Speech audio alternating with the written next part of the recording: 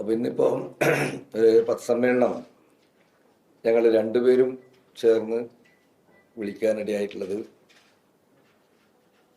പാർട്ടിയുടെ സംസ്ഥാന secretary M P Govindan മാഷ് കഴിഞ്ഞ സംസ്ഥാന കമ്മിറ്റി തീരുമാനം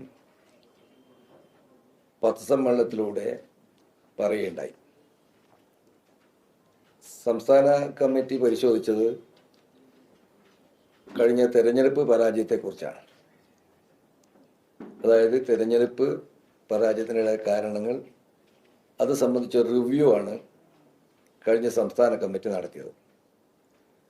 അങ്ങനെ റിവ്യൂ നടത്തുന്നതിന് മുമ്പായി പാർട്ടി ഘടകങ്ങളെ കേട്ടുകൊണ്ടാണ് റിവ്യൂ തയ്യാറാക്കുക എന്നാണ് നേരത്തെ പാർട്ടി സെക്രട്ടറി പറഞ്ഞിരുന്നത്. അപ്പോൾ താഴെ നിന്നുള്ള ചർച്ചകളൊക്കെ കേട്ടിട്ടാണ് സംസ്ഥാന കമ്മിറ്റി റിവ്യൂ തയ്യാറാക്കിയത് എന്നാണ് ഗോവിന്ദൻ മാഷ് അവകാശപ്പെടുന്നത്.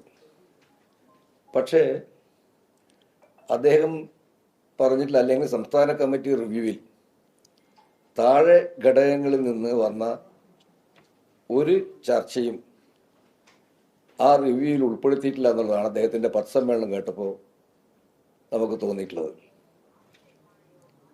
പാർട്ടിയിൽ ഉടനീളം ചർച്ച ചെയ്യുന്നത് ഈ തെരഞ്ഞെടുപ്പിൻ്റെ പരാജയത്തിൻ്റെ പ്രധാനപ്പെട്ട കാരണങ്ങൾ പാർട്ടി നേതൃത്വം സ്വീകരിച്ച അങ്ങേയറ്റത്തെ ജനാധിപത്യ വിരുദ്ധവും ഉൾപാർട്ടി ജനാധിപത്യം നിരക്കാത്തതുമായ കാര്യങ്ങളാണ് യഥാർത്ഥത്തിൽ ഈ പരാജയത്തിന് കാരണമെന്നാണ് പാർട്ടി അണികളിൽ ഉടനീളം ചർച്ച ചെയ്തിട്ടുള്ളത്.